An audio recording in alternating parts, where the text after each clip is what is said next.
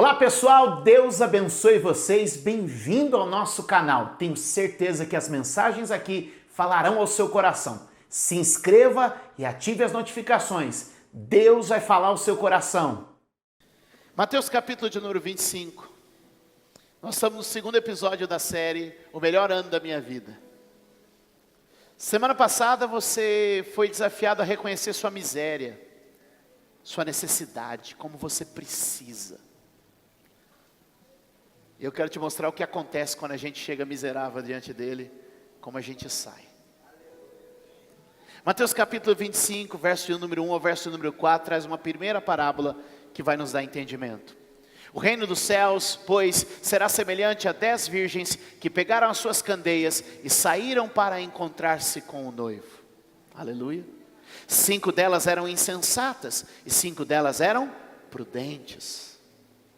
As insensatas pegaram as suas candeias, lamparina, um lampiãozinho, um candeeiro, ok? Mas não levaram o quê? Óleo consigo. 4. As prudentes, porém, levaram óleo em vasilhas, juntamente com as suas candeias. É interessante que a palavra de Deus vai mostrando para a gente que no reino dele a gente pode encontrar 2 tipos de pessoas: prudentes e imprudentes, sensatos e insensatos, preparados e despreparados. É interessante isso, né? Percebe que todas estão reunidas no mesmo objetivo, porém, metade está preparada e metade está despreparada. Metade é chamada de prudente e metade é chamada de imprudente. Metade é chamada de sensata, outra metade insensata. O que é um insensato? O insensato é alguém que não tem juízo. O insensato é alguém que não pondera, não para pensar. O insensato é alguém que tem falta do bom senso. E o que é o sensato? Ou o prudente? É o contrário disso tudo. É aquela pessoa precavida, que se antecipa a uma necessidade. É aquela pessoa que escolhe evitar os dilemas antes que eles cheguem. E ele está dizendo, tem 2 grupos que estão reunidos. Na sua aparência tem o mesmo propósito, mas no seu procedimento se tornam diferentes. Hoje Deus quer desafiar a mim e a você a encontrarmos o nosso lugar. E entendemos o valor da nossa vida espiritual na presença dEle. Percebe? Que são virgens vestidas para uma festa, porém umas estão abastecidas com óleo e outras não estão abastecidos com óleo. O que a gente precisa pensar é, temos a nossa reserva de óleo cheia? Como anda o combustível da tua vida espiritual? Eu não sei quantos olharam, mas é muito provável que o seu carro tenha lá no mostrador, alguns carros já com marcador digital, mostra quantos quilômetros o carro ainda faz. Sim ou não? Eu vim para cá hoje e, salvo engano, o meu carro passou a semana toda, eu não abasteci no começo da semana, fiz todas as coisas, meu carro deve ter ali uma autonomia de mais ou menos uns 70 quilômetros, eu acho. Preciso abastecer hoje à noite, ou amanhã logo cedo eu vou encher meu tanque.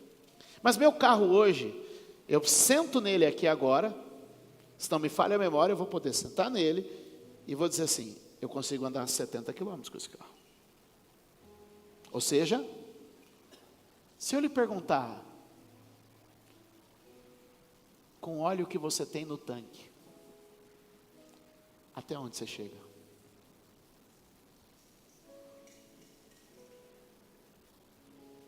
Será que você chega até o próximo posto?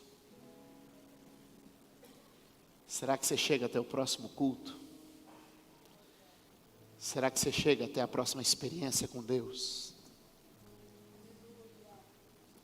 Diga para quem está perto de você, diga: o tempo está passando. Diga: a hora está chegando. Observe comigo, vem comigo, um outro texto que eu acho que vai clarear um pouco mais para nós essa passagem. Eclesiastes capítulo 9, verso de número 8.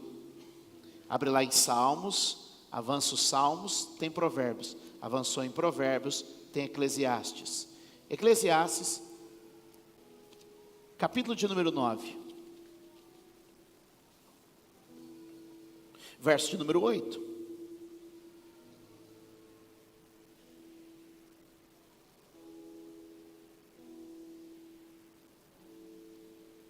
Amém?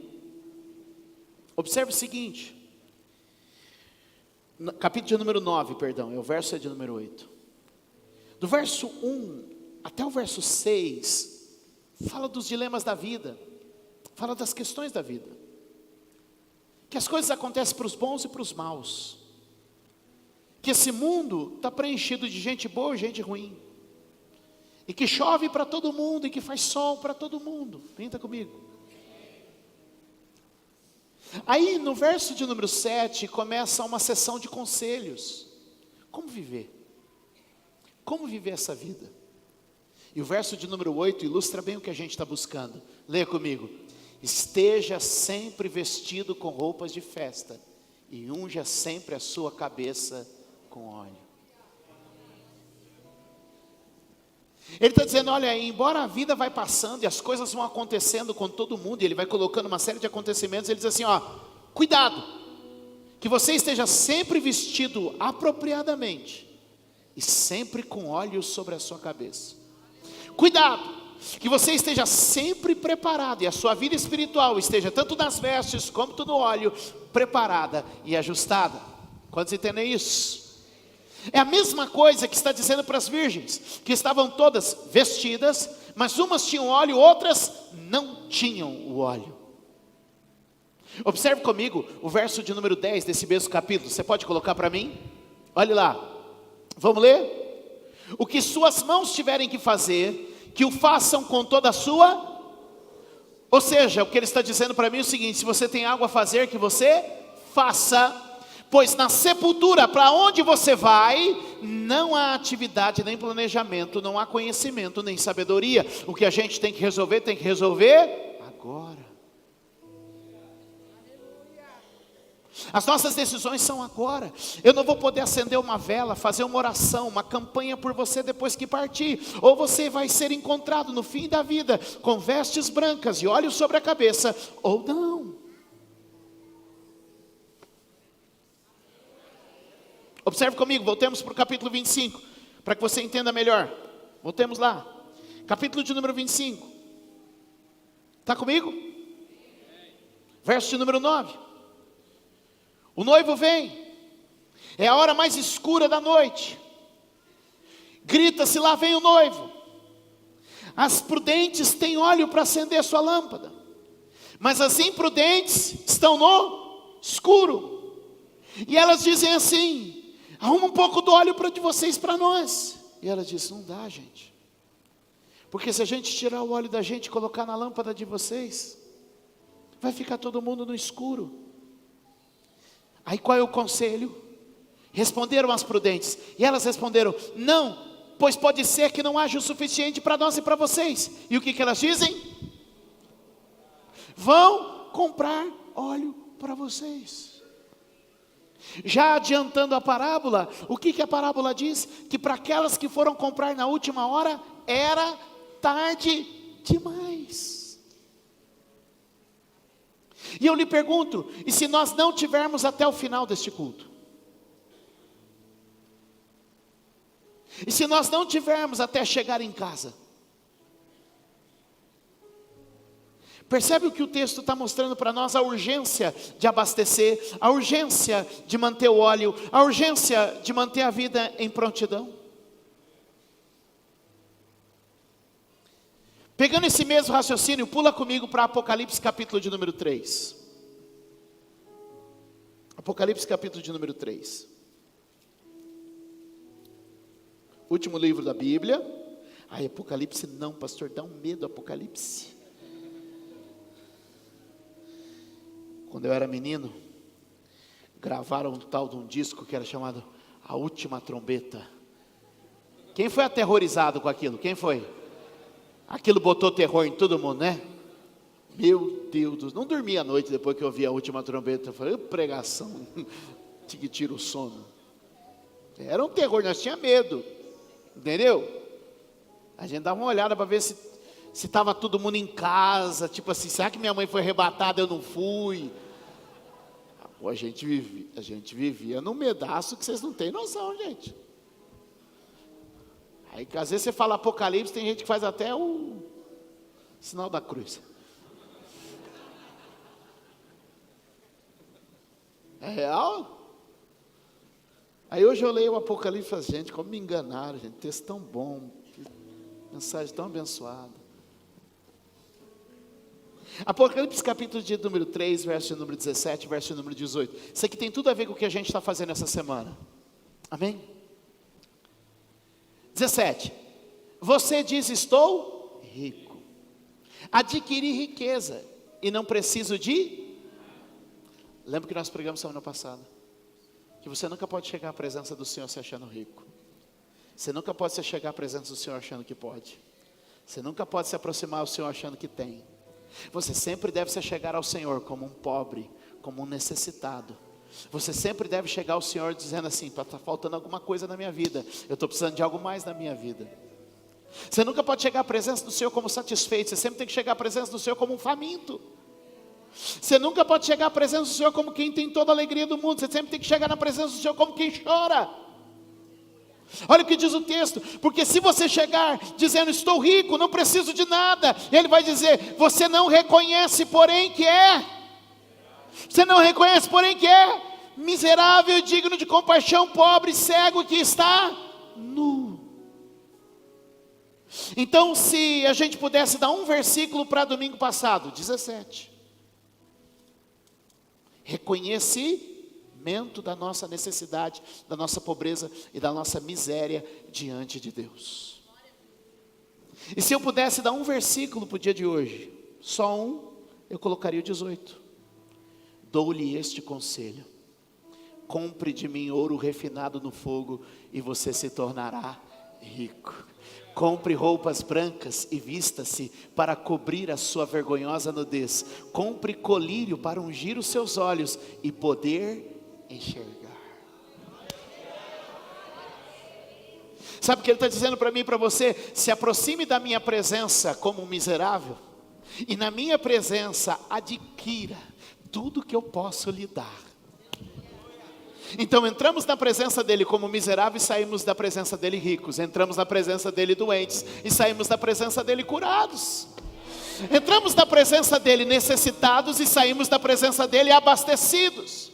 Agora observe algo no verso de número 18 que você vai entender. Compre, depois compre, e depois compre, e depois compre. Compre, compre, compre. O que ele quer dizer para mim e para você? Comece a fazer uma série de investimentos na sua vida espiritual. Comece a priorizar o investimento na sua vida espiritual. Compre, compre, compre. Compre na devoção em momentos de culto. Compre na instrução, lendo a palavra e aprendendo mais de Deus. Compre, meu irmão, compre na instrução, compre na devoção e compre na santificação. Eu compro quando estou na devoção, porque nesse ambiente de culto eu estou investindo em inspiração. Eu compro quando invisto na leitura, no estudo, na instrução. E eu compro na santificação quando eu faço as minhas escolhas. Estão comigo? Se eu posso te dar um conselho baseado na primeira parábola é: invista na sua vida espiritual para que não lhe falte o óleo no fim da caminhada. Mantenha o tanque sempre cheio, mantenha o tanque sempre cheio, para que você possa alcançar o lugar que o Senhor tem proposto para você. Mantenha o tanque sempre cheio, para que você possa rodar com liberdade e tranquilidade, pois em algum momento, numa hora escura, haverá um grito que nos surpreenderá, mas aqueles que estiverem abastecidos estarão preparados para encontrar com o Senhor e viver por toda a eternidade. Por favor, dê um aplauso a Ele. Deus está abastecendo a nossa vida neste lugar. Diga glória a Deus.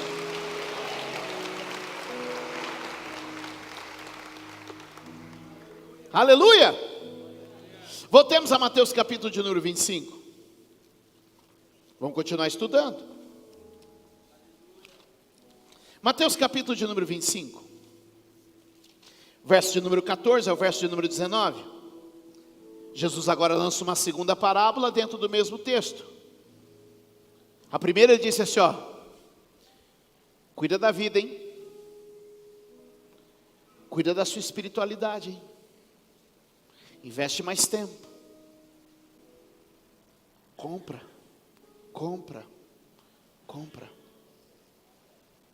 Porque tem preço vir para a igreja, sim ou não? Tem preço estudar. Tem preço se santificar. A gente chega de graça, mas são as nossas renúncias e posicionamentos que vão adquirindo para nós. Eu cheguei como qualquer um de vocês, mas foram as escolhas que eu fui fazendo que me colocaram onde eu estou. Quantos entendem isso? Eu cheguei para estudar no seminário como qualquer um dos outros alunos. Mas foi comprando. Na devoção, na instrução, na santificação, que entre os alunos que se matricularam comigo e a minha vida, criou-se uma diferença. Com certeza você se converteu na igreja e no dia que você se converteu, outras pessoas se converteram também. Com certeza, quando você se batizou na igreja, outras pessoas se batizaram também. Com certeza você fez parte de um grupo, de uma sala, de uma turma, que outras pessoas também fizeram. Mas o que vai fazer a diferença entre você e elas é o que você comprou e o que você comprou ao longo da caminhada. Quem está comigo? Aí Jesus introduz uma outra parábola, dizendo assim, e também, quando ele coloca esse também, ele está dizendo, da mesma maneira que eu contei essa parábola anterior, eu estou contando essa agora. E também será como um homem que, ao sair de viagem, então não é só como alguém que guardou a sua vida e preservou a sua vida, é também como que chamou os seus servos e confiou-lhes os seus bens. 15, por favor. E deu 5 talentos a um, a outro 2 e a outro 1, cada um de acordo com a sua capacidade, e em seguida partiu de viagem. Verso de número 16, o que havia recebido 5 talentos saiu imediatamente, aplicou-os e ganhou mais 5. Verso 17, também o que tinha 2 talentos ganhou mais 2. Verso 18, mas o que tinha recebido 1 talento saiu, cavou um buraco no chão e escondeu o dinheiro do seu senhor. Agora veja o verso 19, depois de muito tempo. Percebe que no primeiro texto, a Bíblia diz, já na meia-noite, já quando se avizinha a madrugada. Percebe nesse texto, depois de muito tempo, uma hora inesperada, quando as pessoas costumam baixar a guarda, segure na mão de alguém e diga, não relaxe com a tua vida espiritual. Toque alguém e diga, não acomode com a tua espiritualidade. É numa hora inesperada,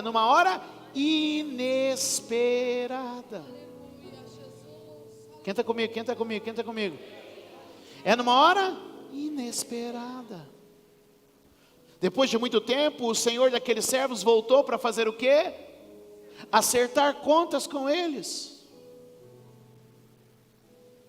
E começa então chamando um por um, e o primeiro que vem é aquele que recebeu 5 talentos. E o que receberam 5 talentos, o que a Bíblia diz? Que ele veio e trouxe consigo outros 5 talentos.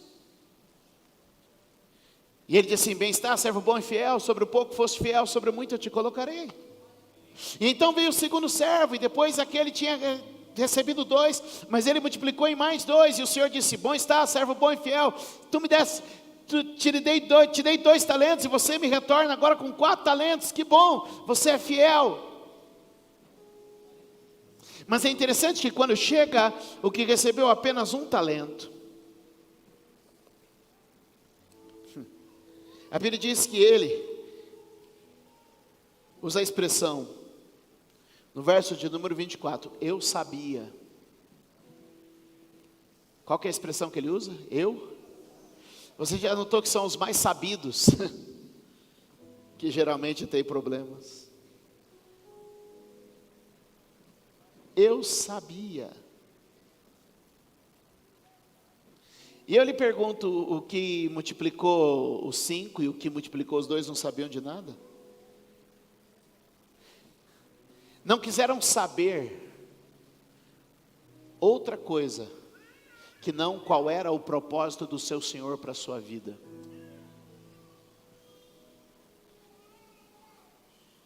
Guarde o que eu vou lhe dizer agora nos próximos minutos, e eu sei que isso é uma chave de Deus para nós. Primeiro, Deus não colocará sobre ti uma carga que você não pode suportar. Tudo que Deus coloca na sua vida é adequado a você. Vou repetir, tudo que Deus coloca em sua vida é adequado a você. Ele não deu 5 para quem só aguentava 2, Ele deu 5 para quem aguentava 5, e Ele deu 2 para quem aguentava 2, e Ele deu 1 para quem aguentava 1. Sabe por quê? Porque tudo que Deus coloca em nossa vida é adequado à nossa vida. Deus não vai forçar, Deus não vai violentar, Deus não vai sobrecarregar. Tudo que Deus colocou em sua vida é adequado com a sua vida. Posso ouvir um amém? Então pare de lamentar. Deus te fez forte o suficiente para suportar o que está sobre você. Deus te fez capaz o suficiente para suportar o que está sobre você. Quantos podem dizer amém a isso? Deus não forçará, Deus não pesará. Tudo que veio sobre a tua vida está adequado. A Bíblia diz que Ele não nos tenta, não nos prova além do que podemos suportar. Se você diz algo muito grande sobre mim, então é porque Deus olhou e falou: há uma força muito grande sobre ele. Se você diz algo muito pesado na minha vida, é porque Ele diz: eu vejo muita força em sua vida. Deus olhou para você e colocou algo adequado a você. Agora perceba o seguinte: da mesma maneira como Ele mediu algo adequado a você, Ele também criou uma expectativa correspondente a você. Não comemora ainda não,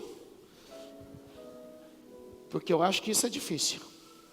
Da mesma forma que Ele colocou algo adequado a você, Ele também olhou para você e criou uma expectativa correspondente a você. Porque quando Ele volta para acertar contas e dizer assim: eu sei o que eu coloquei sobre você, e eu sei como você poderia ter lidado com isso. Eu sei do seu potencial, eu sei da sua capacidade. Então quando vem aquele que recebeu 5, não é que o Senhor estava certo? Deu 5 para a pessoa certa, deu 5 para quem melhor podia lidar com 5. Não é que o Senhor estava certo, deu 2 para aquele que podia lidar com 2. E não é que o Senhor estava certo de dizer: esse aqui eu vou dar um só para ele, porque vamos ver o que dá.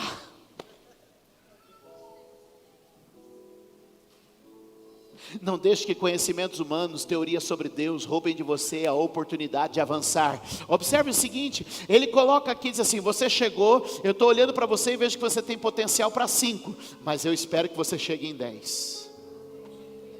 Eu estou vendo em você, você tem potencial para 2, hein? Você tem capacidade de 2, mas tem potencial para 4. Eu vou melhorar minha frase, ó. Você tem estrutura para 2, mas tem potencial para 4. Você tem estrutura para 5, mas tem potencial para 10. Deixa eu te falar onde nós estamos. Nós estamos em algum lugar entre a condição que nós chegamos e aquilo que Deus espera da nossa vida. Não, você não entendeu, eu vou falar de novo. Nós estamos em algum lugar entre a condição que nós chegamos e a expectativa de Deus para a nossa vida. A gente está em algum lugar entre quem eu era e quem eu posso ser. Eu estou em algum lugar entre aquele moço que Deus chamou há tantos anos atrás e o homem que Deus quer que complete a carreira lá no final. Eu estou em algum lugar entre isso. Você está em algum lugar entre aquela pessoa que Deus lhe chamou, seja você estivesse no pecado, na tristeza, no erro, na depressão, na dor, a pessoa que Deus quer ver você completando a carreira. Você está em algum lugar, porque o Evangelho não é um lugar que a gente chega, o Evangelho é uma corrida que a gente inicia, o Evangelho não é um ponto de chegada, ele é um ponto de partida, em algum lugar onde Deus te encontrou, até a linha de chegada, onde Ele vai entregar para você a coroa. Não é onde eu alcancei Jesus.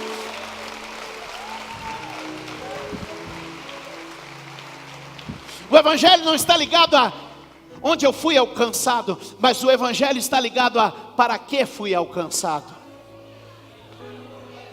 Não, acho que eu tenho que melhorar isso com vocês. O Evangelho não é, puxa, Ele me alcançou, e então eu conto o testemunho de como Ele me alcançou, e então eu conto a história de como Ele me alcançou. Eu estava nas drogas, eu estava na bebida, eu estava na prostituição, eu estava nisso, estava naquilo, Ele me alcançou. Eu quero dizer, ok, Ele te alcançou aí, mas para onde Ele quer te levar? Segure na mão de alguém e diga, Ele tem um plano e um propósito com a sua vida.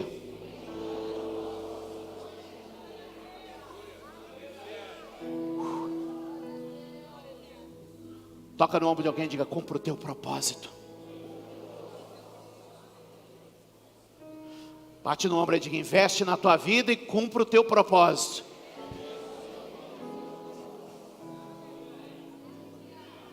Hebreus capítulo de número 12, verso de número 1. Eu acho que eu passei errado para vocês. É o 1, 12, 1 e 2, vamos lá? Hebreus 12, 1, obrigado, vocês são demais. Portanto também nós, vamos lá, atenção. Portanto também nós, uma vez que estamos rodeados por tão grande nuvem de testemunhas, livremo-nos de tudo que nos... Em algum lugar, entre o momento que você foi chamado e a expectativa que Deus tem para você, há muitas coisas que eu estou orando em nome de Jesus. O que te atrapalha? Que Deus te dê a capacidade de decidir, que Deus te dê a tenacidade de mudar, que Deus te dê a visão para transformar, e aquilo que hoje te atrapalha, aquilo que hoje te impede, aquilo que... eu não posso orar para Deus tirar, sabe por quê? Porque é você que tem que se livrar.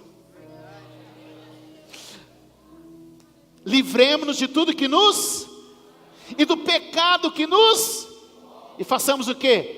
Corramos com perseverança a corrida que nos é proposta.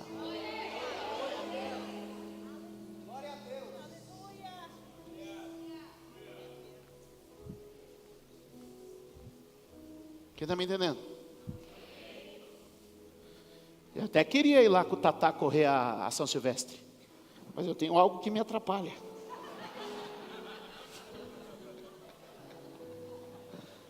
Me atrapalha, não tem jeito. Não queria? Também, né? Mas só. Livremos-nos daquilo que nos atrapalha.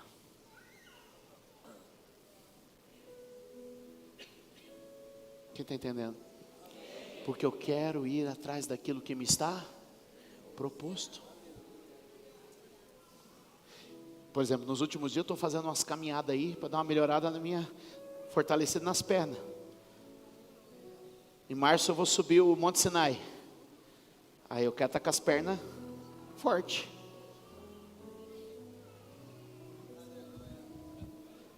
Aí eu estou orando. Tira o que me atrapalha, Senhor. Tira o que me atrapalha. Mas sabe como eu tiro aquilo que me atrapalha? Quando põe aquela pizza na minha frente, eu falo assim: obrigado, querido. Quem está me entendendo? Quando eu acordo de manhã e eu preciso ir lá dar uma caminhada, fazer uma caminhada, mas aí o tempo está meio frio. Aí eu tenho que tirar aquilo que me dá aquela preguiça.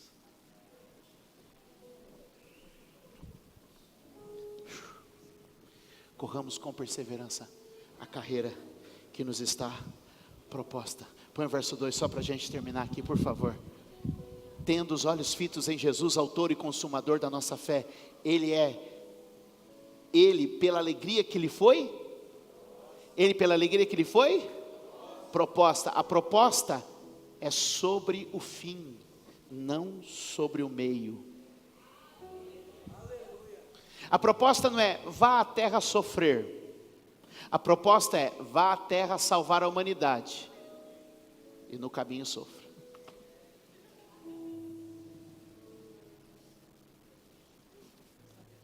É o olho no resultado que nos faz suportar o processo. É sabendo que se eu trabalhar firme, dedicado com os meus 2 talentos, que Ele vai me receber lá no fim e dizer: bem está, servo bom e fiel. Sobre o pouco você foi fiel, e sobre o muito eu te colocarei. A proposta dele para mim não é paz, não. Ele me mostra o fim e me fortalece no processo. Como Jesus suportou a cruz? Confiante naquilo que lhe estava proposto. Como que eu suporto? Como que você suporta? Como que a gente suporta? Olhando para o que nos está proposto. Vamos melhorar isso aqui. Filipenses capítulo de número 3.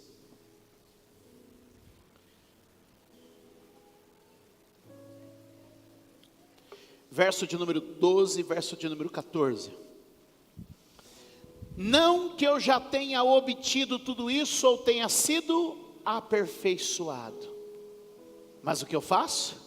Prossigo para alcançá-lo, pois para isso também fui.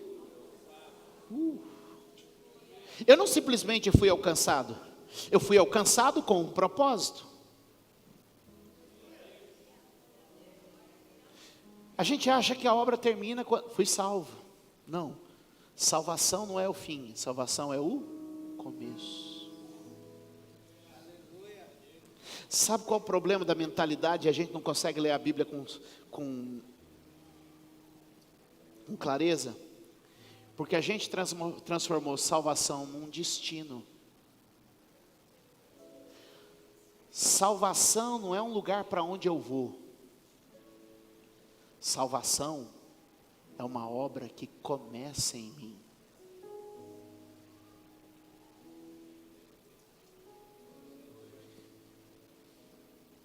Eu fui alcançado com propósito. E aí diz lá,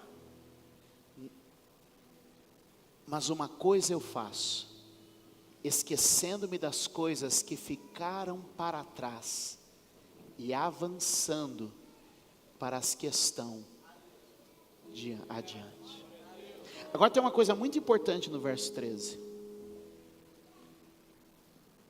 Que comumente é pregado, esqueça das coisas ruins, não é assim? Esqueça das suas tristezas e segue adiante na vida. Mas leia do que a Bíblia está falando que Paulo diz que esquecia. Paulo esquecia de todas as suas qualidades. Pode ler o texto todo do capítulo 3. Paulo esquecia de todas as suas virtudes e se apresentava como um pobre diante de Deus. Ele esquecia de quão bom ele era, de quanta coisa certa ele fez, de quanta sabedoria ele tinha. Aí ele diz assim: eu esqueci da minha vida religiosa tão dedicada e tão perfeita, para que eu pudesse chegar com toda a minha miséria diante de Deus. Estão pegando a ideia?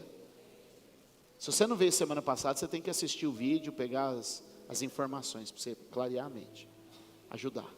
Eu estou chegando diante de Deus, e ó, Tudo de bom, positivo que eu fiz, tudo que podia dizer assim, ó, meu currículo, ele dizia, eu estou esquecendo o meu currículo, estou esquecendo de quem eu sou, para prosseguir para as coisas que Deus tem para mim. Porque às vezes a gente está tão apegado às coisas que a gente é e faz, que a gente esquece de buscar aquilo que Ele tem para nós.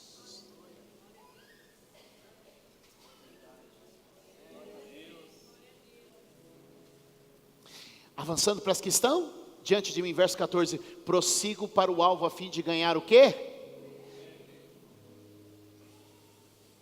Do chamado celestial. Ele vai me chamar, e eu estou indo para encontrar com Ele, com vestes, óleo e frutos.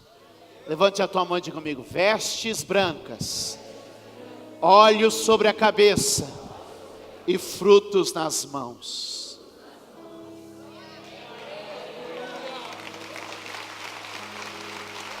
É aí que a gente tem que se dedicar. É aí que a gente tem que chegar. Agora é interessante, presta atenção que coisa, um detalhe aqui. O que recebe 5 talentos, é o melhor deles, é o cara mais apto. E o que a Bíblia diz? A Bíblia diz assim, que ele imediatamente, é o cara que não parou para pensar, não ficou fazendo escolha. Ele sabia o que tinha que fazer, porque ele era o mais preparado, mais capaz. Esse cara é top. Pegou os 5 talentos e a Bíblia diz, imediatamente saiu a multiplicar. E eu gosto do que recebeu 2, porque o que recebeu 2 é mediano. Não sei você, mas eu me coloco aqui na média, vamos lá. Não sou nenhum craque, não sou um perno de pau, mas também não sou nenhum craque. Eu domino os fundamentos. O pessoal do futebol entende. E o que acontece? O cara que tem 2, ele fala assim, pô, esse cara não recebeu 5 à toa. Esse cara,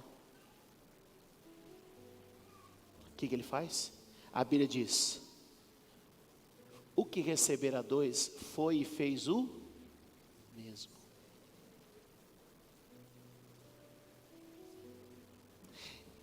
Ele tinha uma escolha para fazer, por isso que o que recebe 2 é o que mais fala comigo. Porque ele é um cara mediano. Ele não é um cara extraordinário, também não é o cara mais fraquinho. Como a maioria de nós. Ele diz assim, eu posso ficar aqui e me crescer para cima do que recebeu 1, ou eu posso ir no embalo do que recebeu 5.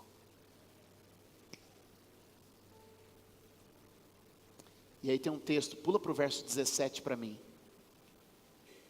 10 minutinhos eu termino, gente. Irmãos, sigam unidos o meu. Paulo é aquele cara que recebeu 5. Eu estou aqui como aquele cara que recebeu 2. O que eu faço? Olho para o cara que recebeu 5. E eu posso não ter a mesma capacidade que ele, mas eu posso ter o mesmo resultado que ele. Porque o cara que recebeu 5, dobrou. E o cara que recebeu 2, também dobrou. O cara que recebeu 5, cresceu 100%. E o cara que recebeu 2, embora ele não fosse tão bom quanto o cara que recebeu 5, porque ele buscou viver com exemplo e com, olha essa palavra aqui. É isso que nós estamos precisando na igreja hoje, buscar exemplo e padrão. Vida cristã se vive com exemplo e com... Eu tenho sentado com tanta gente que tem falado tanto absurdo da igreja, tanto absurdo dos evangélicos. Eu tenho visto gente que só sabe escrever mal de evangélico, mal de igreja no Facebook. São crentes. Aí eu pergunto para você, você acha que eu sou tão bobo a ponto de saber que a igreja não tem problema? De não saber? Você acha que eu sou tão bobo, tão alienado, a ponto de imaginar que não existe pessoas que, confessando fé evangélica, vivem uma vida que não combina? Eu sei que existe, mas eu preferi olhar para aqueles que seguem como exemplo e como padrão.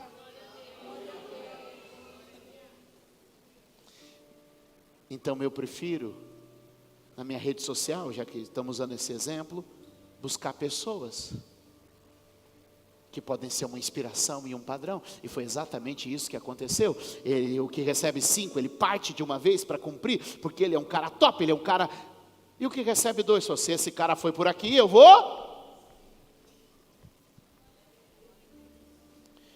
Procure focar mais nos padrões e nos exemplos. E não enterre o talento que Deus te deu. Para a gente terminar. Capítulo de número 25 de Mateus novamente. Segure na mão de alguém e diga: Deus está mudando tua condição.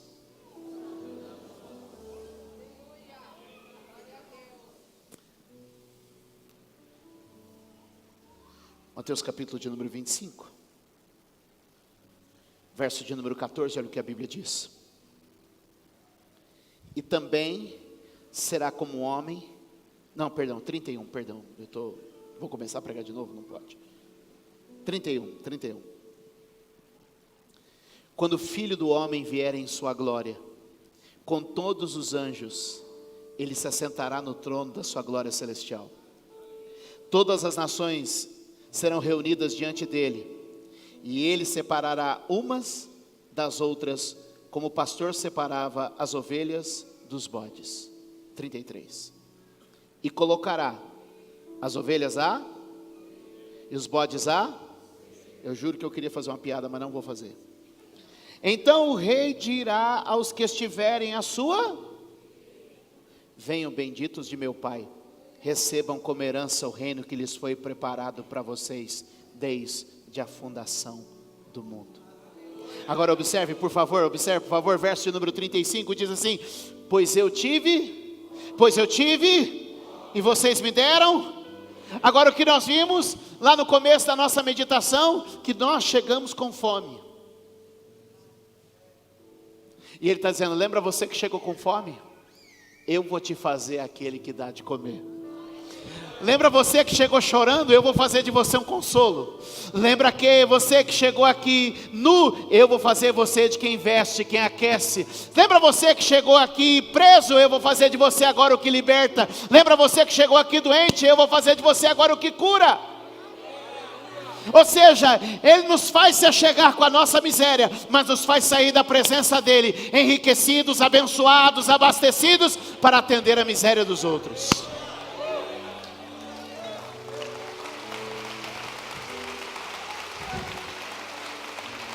Entende uma coisa? Dá um glória a Deus aí. Entende uma coisa comigo hoje? Ele está dizendo o seguinte: bem-aventurados os pobres, bem-aventurados os que choram, bem-aventurados os que têm fome. Bem-aventurados eles, porque quando chegarem em mim, na sua miséria e na sua necessidade, eu vou transformá-los naqueles que atendem a necessidade e a miséria dos outros também. Nós nos achegamos a Cristo como miseráveis e necessitados, mas saímos da sua presença como doadores. Quantos podem dizer amém? Levante as suas mãos e diga: no reino de Deus, eu chego como um miserável, mas saio como um doador. Diga: eu chego como quem precisa, mas saio como quem tem para dar. Deus está mudando sua condição neste dia. É por isso que 2020 vai ser o melhor ano da minha vida, porque eu cheguei com toda a minha pobreza para receber a riqueza dele. Eu cheguei com toda a minha dor para receber a cura dele. Eu cheguei com toda a minha fome para comer o pão que ele dá. E o pão que ele dá sempre sobra. A cura que ele traz sempre transforma. E a provisão dele sempre dá para dividir.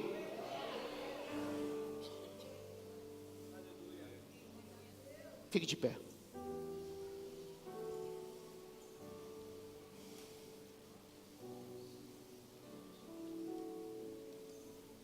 Deixe-me fazer 2 perguntas para você.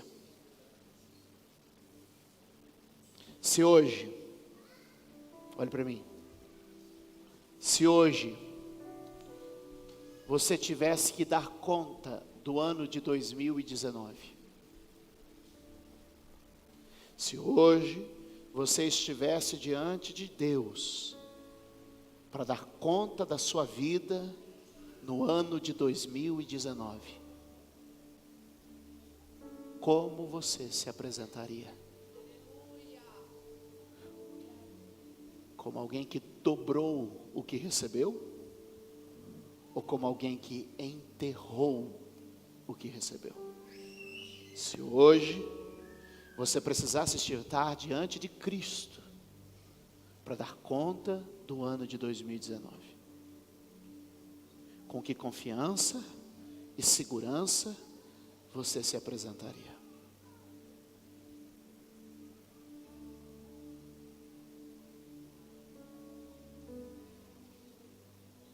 Faço uma segunda pergunta.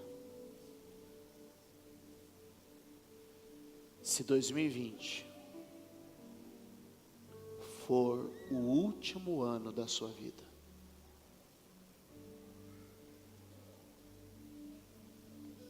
já pensou se 2020 for o último ano da sua vida?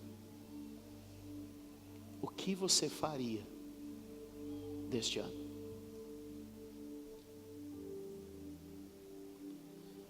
Se hoje você for chamado para prestar contas do seu último ano, o que você apresentaria ao Senhor? Se este ano for o seu último ano, o que você mudaria? 3 coisas eu queria lhe aconselhar. Pense no que você precisa abandonar hoje. Um hábito, uma postura, um sentimento, um pensamento. Pense no que você precisa abraçar hoje. O que falta? Pense no que você precisa valorizar mais.